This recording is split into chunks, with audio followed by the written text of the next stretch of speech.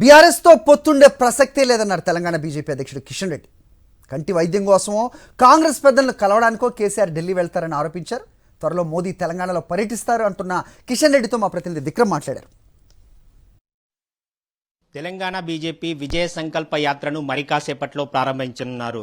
విజయ సంకల్ప యాత్ర ద్వారా తెలంగాణ బీజేపీ ప్రజలకు ఏం చెప్పబోతుంది అన్న వివరాలను తెలంగాణ బీజేపీ సారథి కిషన్ రెడ్డి మనతో పాటు ఉన్నారు. వారిని అడిగి తెలుసుకునే ప్రయత్నం చేద్దాం. సార్, విజయ సంకల్ప యాత్రల ద్వారా తెలంగాణ ప్రజలకు ఏం చెప్పబోతున్నారు? రాబోయేటువంటి లోక్సభ ఎన్నికలు దేశానికి సంబంధించినటువంటి ఎన్నికలు. దేశంలో ఏ పార్టీ అధికారంలో రావాలి, దేశానికి ఎవరు ప్రధానమంత్రి కావాలి, దీనిపైనే ఎన్నికలు జరుగుతాయి. కాబట్టి ఈ ఎన్నికల్లో ప్రస్తుత పరిస్థితుల్లో ఒక భారతీయ జనతా పార్టీయే అధికారంలోకి వచ్చే అవకాశం ఉంది. దేశానికి మూడోసారి నరేంద్ర మోడీ గారు ప్రధానమంత్రి కావాలని అన్ని వర్గాల ప్రజలు కూడా కోరుకుంటున్నారు. ఈరోజు కాశ్మీర్ నుంచి కన్యాకుమారి వరకు ఎక్కడ వెళ్లినా కూడా మీరు ఈరోజు మోడీ గురించే చర్చిస్తున్నారు. అంటే తెలంగాణ బీజేపీది ఆత్మవిశ్వాసమా, అతి విశ్వాసం అనుకోవచ్చా? దేశ ప్రజల విశ్వాసం, మా విశ్వాసం కాదు.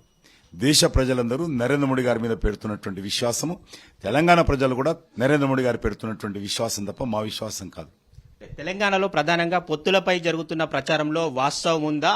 ఢిల్లీ వెళ్తున్నారు మాజీ సీఎం కేసీఆర్ అన్న ఒక ప్రచారం జరుగుతుంది. బీఆర్ఎస్ బీజేపీ పొత్తులపై మీరేం చెప్తారు?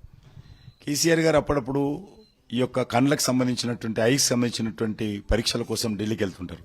కాబట్టి దానికోసమే వెళ్తున్నారో తెలియదు, ఏమైనా ప్రాబ్లం ఉందని తెలియదు. కానీ భారతీయ జనతా పార్టీని కలవడం కోసము మా పార్టీతో కాంగ్రెస్ తోటి ఏమైనా పెట్టుకుంటే పెట్టుకోవచ్చు. ఎందుకంటే ఆయన కాంగ్రెస్లోనే పెరిగాడు, కాంగ్రెస్లోనే పుట్టాడు, కాంగ్రెస్తో ఎన్నికల పొత్తు పెట్టుకున్నాడు. కాంగ్రెస్ తోటే గతంలో కూడా మరి అనేక సార్లు ఢిల్లీలో అధికారంలో పంచుకున్నాడు. కాంగ్రెస్ ప్రభుత్వంలో ఆయన మంత్రి ఉన్నాడు. ఇక్కడ అలా పార్టీకి సంబంధించినటువంటి వాళ్ళు మంత్రి ఉన్నారు రాష్ట్రంలో. కాబట్టి ఈ రోజు కూడా మొన్న రాష్ట్రపతి ఎలక్షన్స్ లో కాంగ్రెస్ పార్టీకి మద్దతు ఇచ్చారు రీసెంట్ గా. కాబట్టి ఆయన కాంగ్రెస్ పార్టీ నాయకత్వంతో చర్చించడానికి వెళ్తుండొచ్చు, లేకపోతే ఏదైనా వైద్యానికి సంబంధించినటువంటి సాయం కోసం వెళ్తుండొచ్చు తప్ప ఏదైనా డాక్టర్ దగ్గరికి.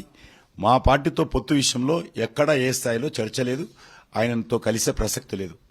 గత అసెంబ్లీ ఎన్నికల సమయంలో ఇచ్చిన హామీలకు సంబంధించి పసుపు బోర్డు కానీ ట్రిబుల్ కు సంబంధించి ఇంకా పనులు ప్రారంభం కాలేదు. దానికి సంబంధించి ఏమైనా కీలకమైన ప్రకటనలు లోక్సభ ఎన్నికల ముందు జరిగే అవకాశం ఏమైనా ఉందా? ట్రిబుల్ రోడ్డు ఆల్రెడీ ప్రకటించాము. రాష్ట్ర ప్రభుత్వం భూమి సేకరణ చేయాలి, అదే పెండింగ్ లో ఉంది. వాళ్ళు ఎంత తొందరగా భూమి సేకరణ చేస్తే ట్రిబుల్ రోడ్డు అంత తొందరగా నిర్మాణం చేస్తాం. 26,000 కోట్లు మంజూరని, దాంట్లో ఏ రకమైనటువంటి అనుమానం లేదు. పసుపు బోర్డు కూడా ఆల్రెడీ ఆర్డర్ వచ్చింది, పసుపు బోర్డు కూడా నిర్మాణం జరిగింది. దానికి సంబంధించినటువంటి విధి విధానాలు రూపకల్పన చేస్తున్నాం. అంతర్జాతీయ స్థాయిలో పసుపు ఏ రకంగా మనం ఎక్స్పోర్ట్ చేయాలి, దేశంలో ఏ రకంగా రైతుల నుంచి సేకరించాలి, ఏ రకంగా రైతులకు అండగా ఉండాలి, పసుపుని ఏ రకంగా ప్రోత్సహించాలి, ఆ విషయంలో ఇప్పటికే అనేక సమావేశాలు జరిగాయి. కొంతమంది రైతు ప్రముఖులతో కూడా చర్చించాము, వ్యవసాయ శాస్త్రజ్ఞులతో చర్చించాము. అదేవిధంగా కామర్స్ మినిస్ట్రీకి సంబంధించినటువంటి ఎక్స్పోర్ట్ చేసేటువంటి పసుపు ఎక్స్పోర్ట్ చేయడానికి అవకాశం ఉండేటువంటి దేశాలతో చర్చిస్తా ఉన్నాం. ఎక్స్పోర్టర్స్తో కూడా మాట్లాడుతూ ఉన్నాం. దానికి సంబంధించినటువంటి కార్యాచరణ ప్రణాళిక చాలా సమగ్రంగా జరుగుతూ ఉంది. అది కూడా ఏమీ వెనుకపోలేదు. ప్రస్తుతం కాంగ్రెస్ ప్రభుత్వ పనితీరుపై ఏ విధంగా కామెంట్ చేస్తారు? కాంగ్రెస్ పార్టీ గురించి పెద్దగా చర్చించాల్సింది ఏం లేదు. ఎందుకంటే వాళ్ళు వచ్చింది లేదు, చేసింది ఏం లేదు, వాళ్ళు చేసేది కూడా ఏమి ఉండదు. ఎందుకంటే గత 65 సంవత్సరాలు మన తెలంగాణలో చూశాము. గతంలో 75 సంవత్సరాలుగా కాంగ్రెస్ పార్టీ చరిత్ర చూసినట్లయితే మాటలే తప్ప ఏముండదు. ఎక్కడైనా సరే ప్రజలను దోచుకోవడము, ప్రభుత్వ ధనాన్ని దోచుకోవడము కాంగ్రెస్ పార్టీకి మరి వెన్నుతో పెట్టినటువంటి విద్య.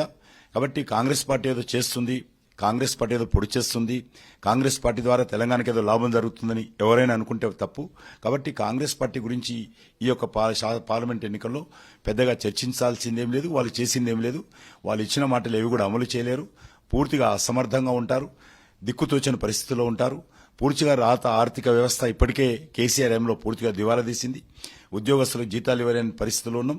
కాంగ్రెస్ హయాంలో మరింత దేశ ఆర్థిక పరిస్థితి కానీ ఈ రాష్ట్ర ఆర్థిక పరిస్థితి కానీ దిగజారే అవకాశం ఉంది. ప్రధాని నరేంద్ర మోడీ పర్యటనకు సంబంధించి తెలంగాణలో ఎప్పుడు ఉండే అవకాశం ఉంది? ఏమైనా అభివృద్ధి కార్యక్రమాలకు శంకుస్థాపనలు ప్రారంభోత్సవాలు చేసే అవకాశం ఉంది? ఇంకా దానికి సంబంధించి చర్చ లేదు. ఎందుకంటే కొన్ని అభివృద్ధి కార్యక్రమాలకు ఎన్టీపీసీకి సంబంధించినటువంటి పవర్ ప్రాజెక్టు డెడికేషన్ చేయాలి. అదేవిధంగా ఎయిర్ ఇండియాకి సంబంధించినటువంటి సివిల్ ఏవియేషన్ సంబంధించినటువంటి రీసెర్చ్ ఇన్స్టిట్యూట్ ఇనాగ్రేషన్ చేయాలి. సమ్మక్క సారక్క మరి విశ్వవిద్యాలయం ఏదైతే ఉన్నదో దాన్ని కూడా ప్రారంభోత్సవం శంకుస్థాపన చేయాలి. నిన్న కూడా దానికి సంబంధించినటువంటి అధికారులతో మాట్లాడాను. రాష్ట్ర ప్రభుత్వం ఇది ఎంత తొందరగా వీలైతే అంత తొందరగా సమ్మక్క సారక్క విశ్వవిద్యాలయానికి సంబంధించి భూమి కేంద్ర ఎడ్యుకేషన్ మినిస్ట్రీకి ట్రాన్స్ఫర్ చేసినట్లయితే వెంటనే ఆ యొక్క గిరిజన విశ్వవిద్యాలయం సమ్మక్క సారక్క కేంద్ర ప్రభుత్వ గిరిజన విశ్వవిద్యాలయానికి ప్రధానమంత్రి గారు శంకుస్థాపన చేయడానికి సిద్ధంగా ఉన్నారు. అది ఎంత తొందరగా వీలైతే అంత తొందరగా రాష్ట్ర ప్రభుత్వం ల్యాండ్ ఇవ్వాలని చెప్పి కూడా ఉత్తరం రాశాను. మొత్తం మీద చూసుకోవచ్చు, అతి త్వరలోనే ప్రధాని నరేంద్ర మోడీకి సంబంధించి తెలంగాణ పర్యటనకు వచ్చే అవకాశం ఉంది. సమ్మక్క సారక విశ్వవిద్యాలయానికి, గిరిజన విశ్వవిద్యాలయానికి సంబంధించి శంకుస్థాపన చేసే అవకాశాలు ఉన్నాయని చెప్పి తెలంగాణ కమల దళపతి కిషన్ రెడ్డి చెప్తున్నారు. వీడియో జర్నలిస్ట్ ముత్యం గౌడ్తో విక్రమ్, సాక్షి టీవీ, హైదరాబాద్.